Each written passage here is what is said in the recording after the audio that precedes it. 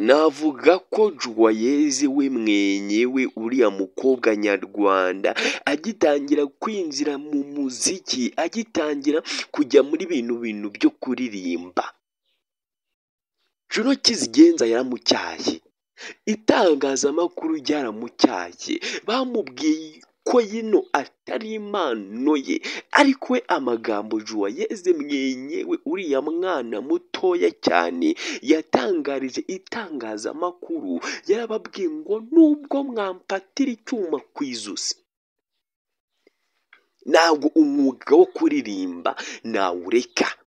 Abantu benshi bakomeje kugenda bavuga ngo kuririmba kwa Juwayeze bimeze nko gukina komedi, benshi niko bagiye bavuga ngo bimeze nko gukina komedi, ngo kuko aririmba ibintu urumva nta sanse, benshi bamugereranya nka dore imbogo, umwe waririmbye dore imbogo, dore imvubu, dore impara, dore benshi bamugereranya n'uriya, ariko Juwayeze ono this time akaba yadutayemo indi track yise Noheli nziza. Nk'uko twabibabwiye hari ikintu Juno KIZIGENZA we yabivuzeho umwenyewe, kandi nubwo Juwayeze bari bamuhaye mikoro, nawe hari ikintu yongeye gukomozaho, hari ikintu yongeye gukomozaho. Navuga ko ku nshuro ya mbere ukuntu uyu mukobwa yamenyanye na Juno KIZIGENZA, uyu mukobwa yari yarasariye, uyu mukobwa twagiye tubyumva kenshi cyane mu ruganda rwa showbiz, hari n'undi mukobwa wari warasariye Meddy, gusa barahura, uyu mukobwa ubona ko ahuje na Meddy bitewe n'ubwiza, ubwitonzi cyangwa uburanga, cyangwa bitewe no kumva ahuza na Meddy, ariko Juwayeze ntabwo yahuje na Meddy, ntabwo yahuje na Juno KIZIGENZA. Amusori nk'itangazamakuru musange bagiye batrendingisha inkuru zivuga ngo impamvu Juwayeze we mwenyewe atahuje na Juno KIZIGENZA bitewe n'igihagararo cye, turabivuga, bitewe n'isura ye, bitewe n'imigendere ye, noneho bikongera bigaterwa n'imyitwarire, ubwo ni additional option, kuko Juno KIZIGENZA we yarabwiye ngo wa mukobwa we ndakwiyamye ntuzongere kuririmba. Ubwo yari yamuririmbiye indirimbo ye ya mbere, yaramushimye aramubwira ngo warandirimbiye narabikunze, nakuyemo amagambo, ariko mutoto impano yo kuririmba ntago ari iyawe. Yes, ntabwo ari iyawe. Amuha n'igishoro cy'amafaranga make ngo agire icyo ashoramo, yorora ingurube, ahinge, ariko uyu mukobwa ahita yajyana muri studio ajya kudutamo indi track bita Noheli nziza. Yes, muri comment zakomeze kugenda zicicikana ku ma social media no ku ma platform, yaravuga ngo uyu mukobwa abona kuntu ari Juwayeze aririmba, akabona kuntu bwiza aririmba, akabona kuntu ari Nesana aririmba, akabona Dorcas na Vestine, akabona Rine Gahongayire n'abandi banyarwandakazi bari mu ruganda rwa showbiz, mu buhanzi bwo muri rusange, agahita yumva ko nawe azabigeraho, akabona ko byoroshye, ariko abantu bakamugira inama ngo nimba hari indi mpano yumvamo, nimba ari iyo gukina football, nimba ari iyo kwiruka, nayijyemo, kuko ibijyanye n'imiririmbire basanze atariye.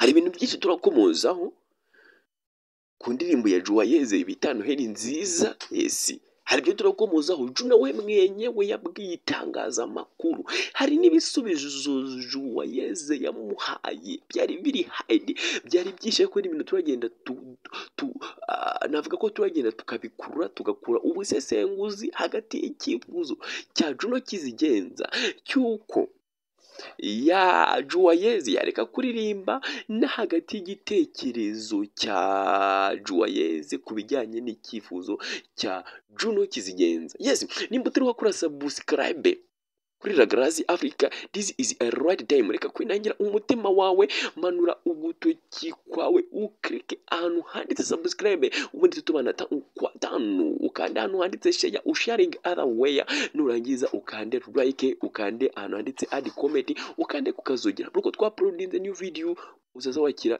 new notification. Yes, ni wa generator, ni wa promoter, ni wa advance, ni wa device, ni wa other thing, ni wa teacher, ni wa legichala, mine mni wanyagezi Kaizari, no betara Grazi Africa, hamwe dora tukureba n'ibiki biri kugenda bico running muri rusange. Ono this time ikintu tugiye gutokingaho cyangwa ikintu tugiye kuvugaho ni indirimbo ya Juwayeze. Nimvuga Juwayeze, you may catch urahita umwumva neza. Juwayeze ni umwe mu bakobwa nyarwanda batangiye kugenda baca trending ku ma platform, ku mbuga nkoranyambaga, barakunzwe. Ariko gukundwa kwa Juwayeze nta bintu bya dance akora, ahubwo gutangira gukundwa kwe, ariko nta nubwo nabyita gukundwa, ahubwo nabyita kumenyekana.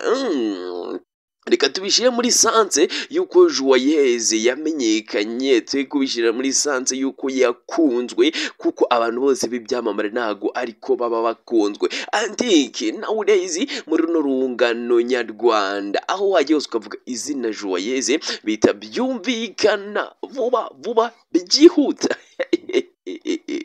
Juwayeze ikintu tugiye kumuvugaho ni indirimbo yadutayemo muri rusange ivuga ngo Noheli nziza. Navuga ko ku nshuro ya mbere ubwo Juwayeze yasohoraga indirimbo, ayisohora Juno KIZIGENZA yaramwamaganiye kure, amukubitira kure, aramubwira ngo toka hapa kure. Yes, aramubwira ngo ntago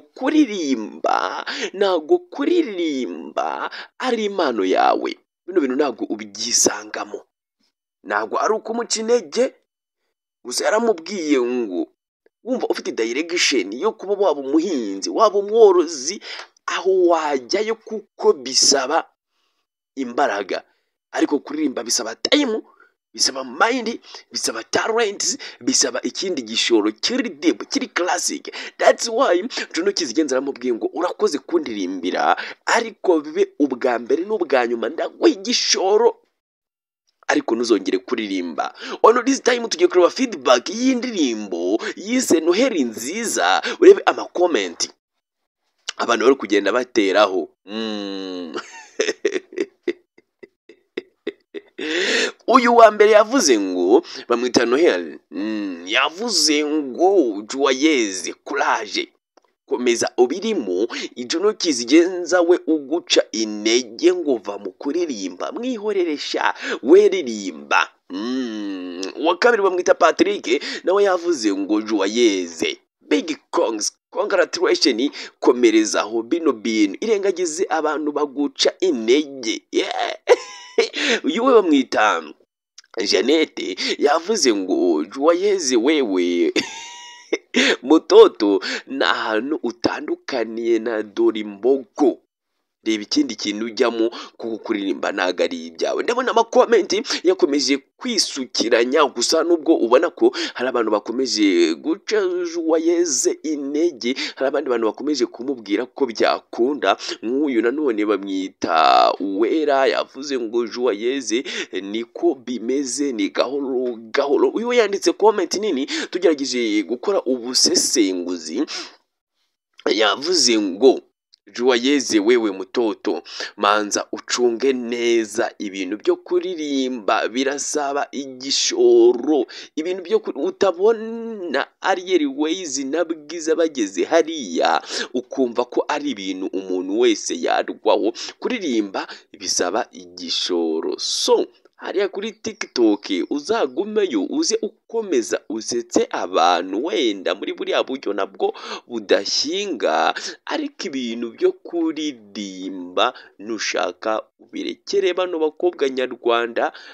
Mbona we yashizemo airlines, Sano, Bwiza, Aline Gahongayire, Dorcas na Vestina, ubundi wowe urebe ibindi ujyamo. Yes, navuga ko amakomenti ni menshi, abantu bakomeje kugenda bavuga kuri iyi ndirimbo bita Noheli nziza. Gusa urabona ko iyi ni indirimbo iri ukurebwa cyane, imaze kugira kenyinshi, imaze kugira ibihumbi byinshi hano ku rubuga rwa YouTube, irakunzwe cyane, ni ibintu byiza. Gusa ikindi kintu twakubwira kuri Juwayeze, we ntago akomeje kumva amabwire, kuko ubwo itangazamakuru ryamwegeye, Juwayeze we yavuze ko bino bintu azabigumamo paka na paka abamuca intege yabimye agaciro abima amatwi